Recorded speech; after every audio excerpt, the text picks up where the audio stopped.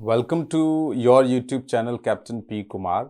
आज जो मैं बात करूंगा वो रिगार्डिंग जैसे एक यूट्यूब फैमिली मेंबर्स की ही एक क्वेरी है कि वो he wants to know just basics about DGC exams and syllabus. तो अगर सिलेबस की बात करें तो वो तो सब सारे सब्जेक्ट्स का अलग अलग बनाना पड़ेगा। लंबा सिलेबस होता है, काफ़ी लंबी वीडियो जाएगी, काइंड ऑफ लेक्चर वो होगा। तो मैं आपको एक एक काइंड ऑफ इंट्रोडक्शन, एक काइंड ऑफ ओवरव्यू दे रहा हूं। जैसे अगर हम रेगुलेशन की बात करें तो डीजीसीए आपसे एयरक्राफ्ट एक्ट 1937 और एयरक्राफ्ट एक्ट 1934 जो हैं, दोनों के बारे में अच्छे से आपको पता होना चाहिए। डेंजर एरिया, प्रोहिबिटेड एरिया क्या होते हैं, और जो सिग्नल्स होते हैं, जो लाइट सिग्नल्स होते हैं, बेसिक टर्मिनोलॉजी, एरोड्रोम क्या होता है, अपोर्ट क्या होता है, क्लियर वे क्या होता है, स्टॉप वे क्या होता है, इसके रिगार्डिंग आपको अच्छे से पता होना चाहिए। अब ये जो कॉमन चीजें हैं कि कौन सा लाइसेंस कब इशू होता है, कितने घंटे में आपको सीपीएल मिलेगा, कितने घंटे में आपको इंस्ट्रूमेंट रेटिंग मिलेगी, तो इन सब का डिटेल्ड आप, क्योंकि ये this is related to air regulation. Air regulation में फिर थोड़ा सा मेडिकल वाला पार्ट है। इसमें हाइपोक्सिया क्या है, हाइपर वेंटिलेशन क्या है ना, अपने ईयर्स, आईज, नोज, इनसे रिलेटेड भी थोड़ी बेसिक टर्मिनोलॉजी जो वायोलॉजी से रिलेटेड होती है, उसको हम ह्यूमन परफॉर्मेंस का नाम देते हैं एयर रेगुलेशन में। तो वो हमें पता होना चाहिए, इसके रिगार्डिंग बेसिक टर्मिनोलॉजी पता होना चाहिए हमें। और भी बहुत सारी चीजें आपको रेगुलेशन से रिलेटेड, क्या पेनल्टी होंगी, कौन सा रूल होता है, किसके अंडर आप क्या कर सकते हो, है ना, प्लांटेशन के रिगार्डिंग, स्लॉटर हाउस कितने डायमीटर में नहीं होना चाहिए, आप लोकल फ्लाइंग किसे कहोगे, अगर आपको एरोबेटिक एक्सरसाइज परफॉर्मेंस करनी है तो आप कितने फीट ऊपर होने चाहिए, माउंटेन एरिया में आप कितने फीट ऊपर होने चाहिए फ्रॉम एरोड्रोम लेवल। तो इस तरीके की लिमिट्स के बारे में हम एयर रेगुलेशन में पढ़ते हैं। अब बात आती है मिटियोरोलॉजी की। तो मिटियोरोलॉजी में हम एटमॉस्फेयर, लेयर ऑफ एटमॉस्फेयर की बात करते हैं। उसके रिगार्डिंग जैसे टेम्परेचर का क्या इंपैक्ट होता है, प्रेशर का क्या इंपैक्ट होता है, डेंसिटी क्या होती है, इनकी basic terminology and impact on pilots life. Cloud कौन कौन से होते हैं, स्टेबिलिटी क्या है, इंडियन क्लाइमेटोलॉजी क्या होती है, आइस एक्रेशन क्या होता है, आइसिंग कैसे कैसे होती है, फॉग कितने प्रकार के होते हैं।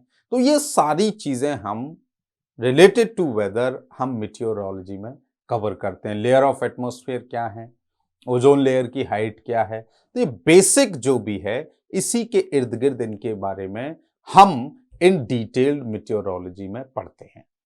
अब बात आती है नेविगेशन की। तो नेविगेशन के चार पोर्शन है। जनरल नेविगेशन कि लैटिट्यूड क्या है, लॉन्गिट्यूड क्या है ना, ट्रैक क्या होता है, रिक्वायर्ड ट्रैक क्या होता है, और जैसे पेलोड कैसे कैलकुलेट करते हैं, सीपीपीएनआर क्या है, परफॉर्मेंस के रिगार्डिंग भी हम जनरल नेविगेशन में पढ़ते हैं कि किन किन चीजों से एयरक्राफ्ट का परफॉर्मेंस लिमिटेड होता है, स्टॉप वे क्या होता है, क्लियर वे क्या होता है, लिफ्ट क्या होता है, ड्रैग क्या होता है, बेसिक्स इसके बारे में हम करते हैं। परफॉर्मेंस में ये हो गया कौन सा V1, V2, VR, ये सारी स्पीड्स क्या होती हैं, ये भी हम जनरल नेविगेशन के परफॉर्मेंस में पढ़ते हैं। फिर नेविगेशन का तीसरा पार्ट है इंस्ट्रूमेंटेशन, कि उसमें कौन से इंस्ट्रूमेंट का क्या मैकेनिज्म है, क्या एरर्स हैं, वो क्या दिखाता है। तो बहुत सारे इंस्ट्रूमेंट्स हैं, वो इंस्ट्रूमेंटेशन में पढ़ते हैं। रेडियो नेविगेशन, जो रेडियो वेव से रिलेटेड जितने भी इंस्ट्रूमेंट्स बने हुए हैं उनका हम जो है स्टडी सारी रेडियो नेविगेशन में करते हैं। तो चार पोर्शन है, ये one of the vast subject of aviation है अपना। नेविगेशन काफी वाइड है, उसको आपको प्रॉपर पढ़ना पड़ता है, इसमें आपके न्यूमेरिकल्स भी आते हैं। अब बात आती है टेक्निकल की। तो टेक्निकल में आप पढ़ते हो कि लिफ्ट कैसे मिलेगी, ड्रैग कैसे होता है, स्टेबिलिटी ऑफ एयरक्राफ्ट क्या होती है, जेट इंजन किस आपके प्रिंसिपल पर काम करता है, पिस्टन इंजन किस प्रिंसिपल पर काम करता है, इसके बारे में हम डिटेल्ड इंफॉर्मेशन लेते हैं। सिस्टम्स कैसे काम करते हैं, प्रेशराइजेशन कैसे काम करता है, ये टेक्निकल में आ जाता है।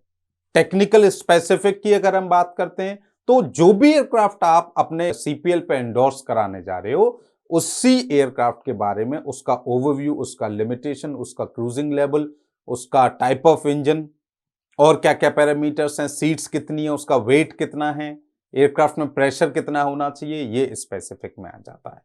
अब बात आती है अपनी रैग हो गया, मैट हो गया, नेव हो गया, टैग हो गया, स्पेसिफिक हो गया। एक इकलौता एग्जाम जो डब्ल्यूपीसी कंडक्ट करता आया है अभी तक, RTR, how to talk between ATC and pilot, इसके बारे में कि भाई जो एबीसीडी हमने पढ़ी थी वो तो A for apple, B for boy पढ़ा था, लेकिन अब alpha bravo charlie delta foxtrot hotel हो गया। तो इसकी बेसिक टर्मिनोलॉजी, किस सिचुएशन में कौन सी कॉल कैसे बनाई जाती है, वो हम आरटीआर के अंदर पढ़ते हैं। तो ये एक छोटा सा ओवरव्यू हो गया सारे सब्जेक्ट्स का टू बिकम अ पायलट, जिस किन किन चीजों के बारे में हम किस किस सब्जेक्ट में पढ़ेंगे। I hope I have given you sufficient idea, I would say, a basic overview and idea about all the subjects. फिर भी अगर कोई query हो तो you can definitely connect me on Instagram and I would love to answer it. Thank you so much, Captain P. Kumar.